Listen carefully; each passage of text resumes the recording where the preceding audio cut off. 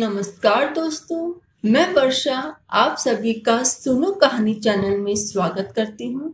आज मैं आपको सफला एकादशी की व्रत कथा, पूजन विधि और महात्म्य सुनाने जा रही हूँ। सर्वप्रथम सफला एकादशी की पूजन विधि। सफला एकादशी का व्रत पौष कृष्ण पक्ष एकादशी को किया जाता है। इस दिन भगवान अच्युत की पूजा का विशेष विधान है।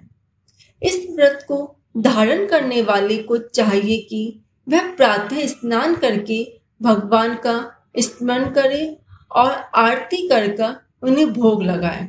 ब्राह्मणों तथा गरीबों को भोजन अथवा दान देना चाहिए। रात्रि में जागरण करते हुए कीर्तन पाठ करना अत्यंत फलदायी होता है। इस व्रत को करने से समस्त कार्यों में सफलता मिलती है, इसलिए इसका नाम सफला एकादशी है। अब सफला एकादशी की कथा विधि। द्वापर युग में महाराज युधिष्ठिर ने श्री कृष्ण जी से पूछा, हे प्रभु, पौष मास के कृष्ण पक्ष में जो एकादशी होती है उसका क्या नाम है, उसकी क्या विधि है तथा उसमें किस देवता की पूजा होती है, यह बताइए। भगवान श्री कृष्ण ने कहा, हे युधिष्ठिर, सुनो, बड़ी बड़ी दक्षिणा वाले यज्ञों से भी मुझे उतना संतोष नहीं होता जितना एकादशी व्रत के अनुष्ठान से होता है। इसलिए सर्वथा प्रयत्न करके एकादशी का व्रत करना चाहिए। पौष मास के कृष्ण पक्ष में सफला नाम की एकादशी होती है। उस दिन पूर्वोक्त विधान से ही विधि पूर्वक भगवान नारायण की पूजा करनी चाहिए। एकादशी का व्रत कल्याण करने वाला है, अतः इसका व्रत अवश्य करना उचित है। जैसे नागों में शेषनाग, पक्षियों में गरुड़, देवताओं में श्री विष्णु तथा मनुष्यों में ब्राह्मण श्रेष्ठ है, उसी प्रकार संपूर्ण व्रतों में एकादशी तिथि श्रेष्ठ है।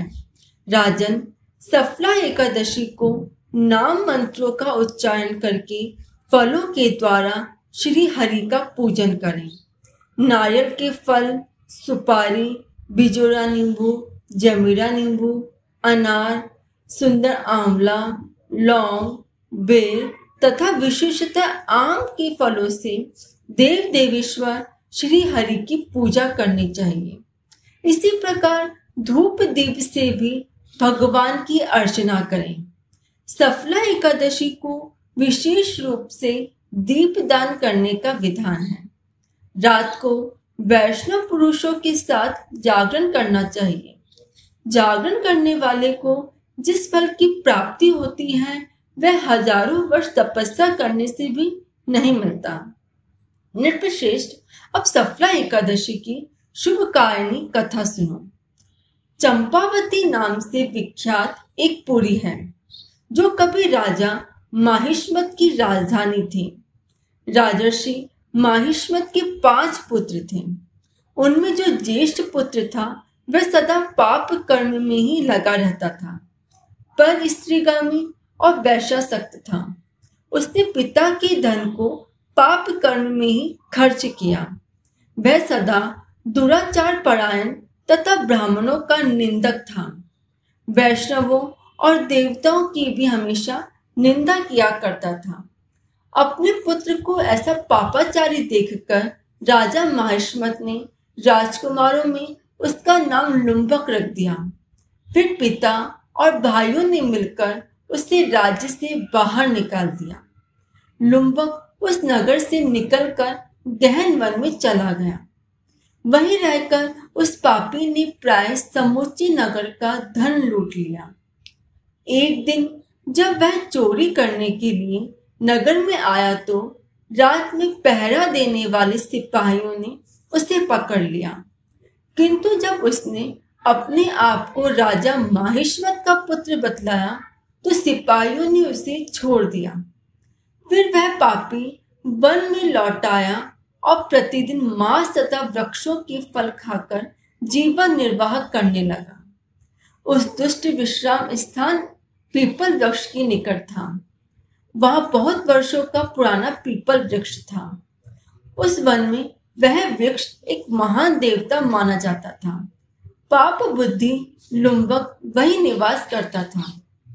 बहुत दिनों के पश्चात एक दिन किसी संचित पुण्य के प्रभाव से उसके द्वारा एकादशी के व्रत का पालन हो गया। पौष मास में कृष्ण पक्ष की दशमी के दिन पापिष्ट लुम्बक ने वृक्षों के फल खाए और वस्त्रहीन होने के कारण रात भर जाड़े का कष्ट भोगा। उस समय ना तो उसे नींद आई और ना ही आराम मिला। वह निष्प्राण सा हो रहा था। सूर्योदय होने पर भी उस पापी को होश नहीं आया। सफला एकादशी के दिन भी लुम्बक बेहोश पड़ा रहा। दोपहर होने पर उसे चेतना प्राप्त हुई। फिर इधर उधर दृष्टि डालकर वह आसन से उठा और लंगड़े की भांति पैरों से बार बार लड़खड़ाता हुआ वन के भीतर गया। वह भूख से दुर्बल और पीड़ित हो रहा था। ये युधिष्ठिर उस समय लुम्बक बहुत से फल लेकर ज्यों ही विश्राम स्थान पर लौटा, त्यों ही सूर्यदेव अस्त हो गए। तब उसने वृक्ष की जड़ में बहुत से फल निवेदन करते हुए कहा, इन फलों से लक्ष्मीपति भगवान विष्णु संतुष्ट हो। यूं कहकर लुम्बक ने रात भर नींद नहीं ली। इस प्रकार अनायास ही उसने इस व्रत का पालन कर दिया। उस समय सहसा आकाशवाणी हुई, राजकुमार, तुम सफला एकादशी के प्रसाद से राज्य और पुत्र प्राप्त करोगे। ऐसा सुनकर लुम्बक बहुत प्रसन्न हुआ और वरदान को स्वीकार किया। इसके बाद उसका रूप दिव्य हो गया। तब से उसकी उत्तम बुद्धि भगवान विष्णु के भजन में लग गई।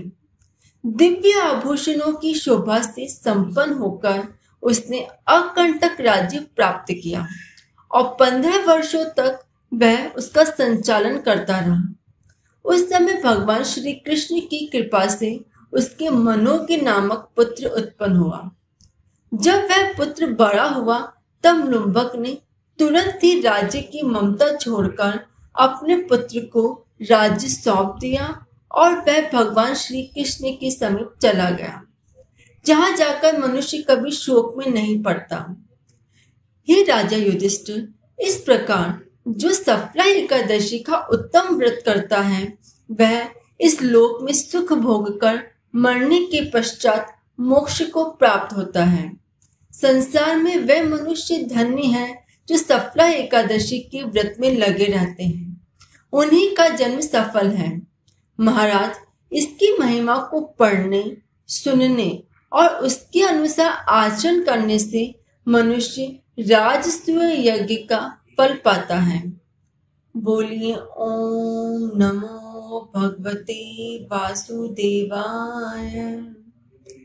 आप मेरी कहानी को लाइक और शेयर जरूर करें और इसी प्रकार की आध्यात्मिक कहानी सुनने के लिए मेरे चैनल को सब्सक्राइब करें। धन्यवाद।